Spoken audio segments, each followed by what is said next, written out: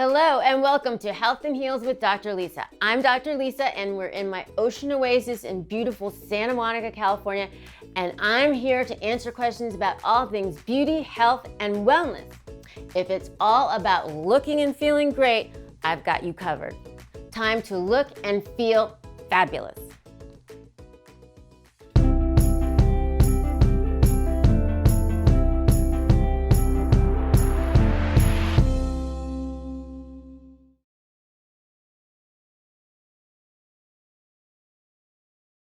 Hello and welcome to Health and Heals with Dr. Lisa. Today we have a really fun show. We're going to talk about tips to keeping your vagina happy and healthy.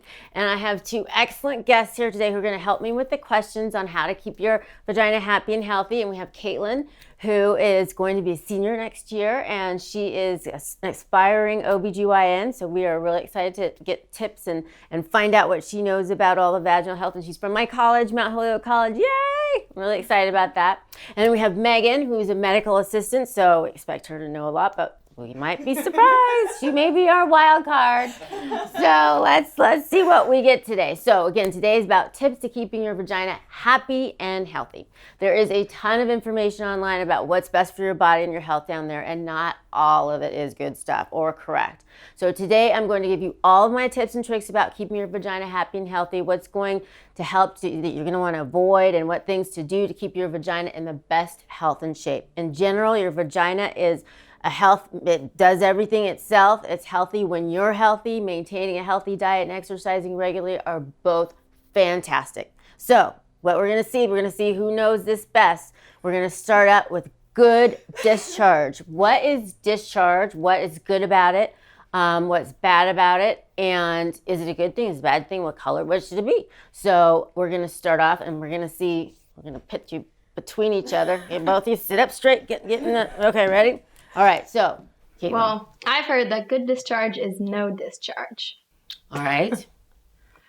I heard that a little discharge is okay, but if it's like yellow or green, it's not good. Yeah, that's very right. You're both kind of in the right zone, and obviously you don't want discharge pouring out, but actually some discharge is healthy. So good discharge, one thing you may not be aware of is that vaginal discharge isn't necessarily a bad sign. You don't want it pouring out of you. You don't want to feel wet all the time. That's not normal. It's totally normal to produce clear or white discharge, and the character and the amount tend to vary throughout your cycle. So your hormones can have an effect on it. You can have more discharge during different times of your cycle because of the hormones. The things you'll want to look out for: itching, soreness, a strong odor, and changes to your normal vaginal discharge that you have. So any changes, that would make it not a good thing. So you were kind of right on the not discharges, but it's clear to white because you wouldn't really notice it because it's what's normal to you. So that's kind of right with the no discharge, okay? And you definitely don't want one with an odor or anything like that. So you're really good. Colors are bad. All right, so ladies, what's good for vaginal hygiene? When you're trying to keep things clean and healthy down there, what's a good sort of daily regimen? To keep things out. To keep things out, what things do you mean? Anything. Anything? Yep. Keep it all out. Okay, your partner may not be as happy with that, but yes, any things that are objects, things like that, and well, there's gray lines there. Okay, there's gray lines there. There's certain things we definitely want to keep out. Don't put any yogurt and foods and things up in there. That's never a good idea. So what is good to you? To me is basically good hygiene. Cleaning yourself every single day is one of the best things to do. Also, say if you're having sex and everything, always use the restroom afterwards unless you want, your vagina to start having some symptoms of UTIs or even a yeast infection. So after sex, going to urinating right after, that really helps, okay? Yes, and what you were getting at is douching. Okay, which I am just not anybody who knows me knows I am not a fan. There is absolutely no reason to douche at all. Washing your vagina is another part of vaginal health that you'll want to pay close attention to. There are a lot of products out there that are geared to women that aren't good at all. They're tempting to use to feel fresher. However, the best thing to do is soap. I was trying to get get on that topic, ladies. So don't skip the scented soaps is what I wanted to say. You'll want to avoid perfume soaps because we like them. They're geared to us. They look pretty. They smell pretty. They have pretty colors. I always go for pink things. So that's like, don't put that down there. And antiseptics. But these can all affect the balance of bacteria and pH levels, which we'll get to next. Washing the area around the vagina with plain unscented soap and water on a daily basis is your best bet to overall vaginal health. So no douching, no sticking things in there, no scented things. That's really the idea. And with your topic, that's actually a little different. With sex, it's good to kind of flush things out with urine. Yeah, after you have intercourse, that's a good way to combat that honeymoon cystitis is what that's called, where you have sex and then you get a bladder infection afterwards. All right, good job, ladies. Okay, so pH balance is next.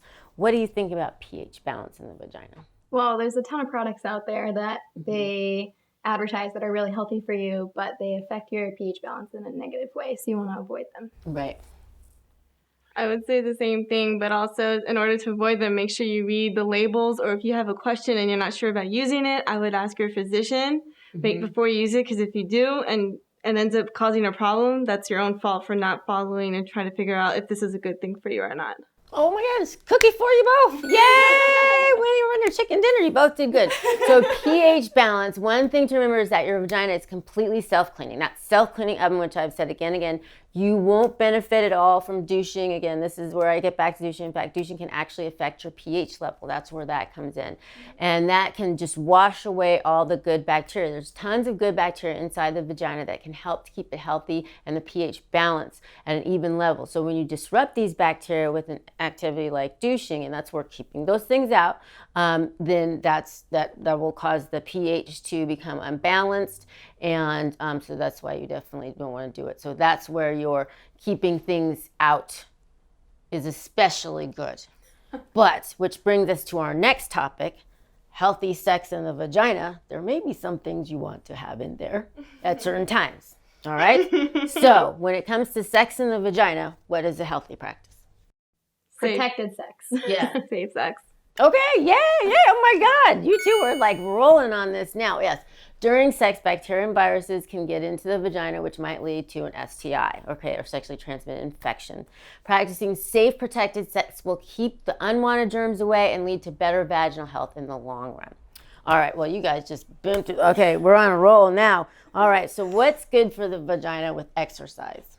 To keep your sweaty clothes. Well, I was going to say on, but that's wrong. You should just take them off because you'll get an infection. Yes. When? When do you want to take them off?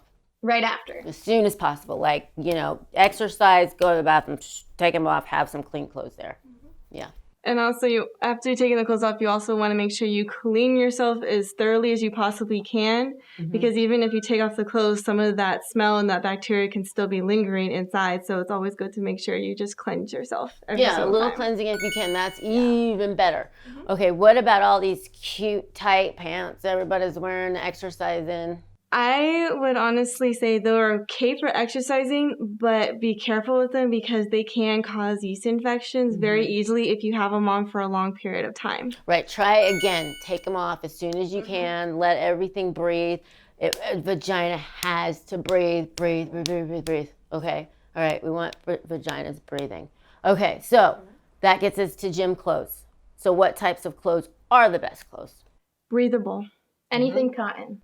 Cotton, okay, yes, and mesh, even if it's not cotton, sometimes if they're made for breathable fashion, they can work as well. So that's something you want to do, is if you can wear loose fitting things, or if you wear the tight things, get them off as soon as you can, or make sure they're of a good material that breathes. So that's what's really, really important about that, changing out of that sweaty stuff.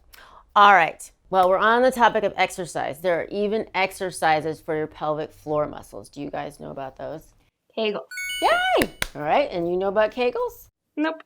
Okay, so Kegels are when you tighten those muscles, the pubococcygeus muscles down there, and you tighten and you let go, just like you're urinating. So a lot of people will practice it while they're urinating and then stop and do that multiple times, and that actually works the muscles down there.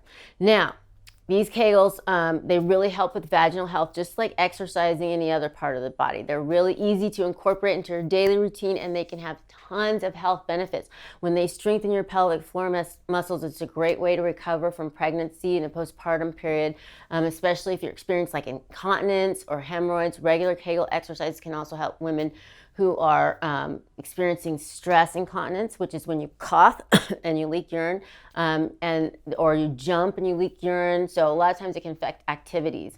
And for the young out there, doing Kegels regularly will help you keep muscles toned and even contribute positively to your sex life. So now, other than just doing them yourselves, how else would you do them? No idea. I love it. I love it. All right. Do you? No, Give I you a really chance. don't. Okay. Ooh, I stumped you with the last one. Yay! All right. So you can. There's actually pelvic floor physical therapists, which can help you to help, if you can't figure it out or you want a little bit more. And a lot of times what they'll use is vaginal weights. Okay. Have you seen a vaginal weight? Mm-mm. All right. So this is a vaginal weight. This is like a jade egg, okay? And basically you place it in the vagina. It has string. This is like, I think, floss, but there's also different other kinds of beeline, hemp wick you can use and things like that attach to these things. They come in multiple colors, so you can choose your color.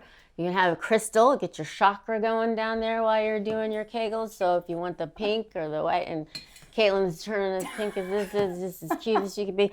Okay, so yes, this goes in vaginally, and then you just clamp around that. So it's like doing Kegels with weights to actually strengthen those muscles. And this is just so you can pull it out.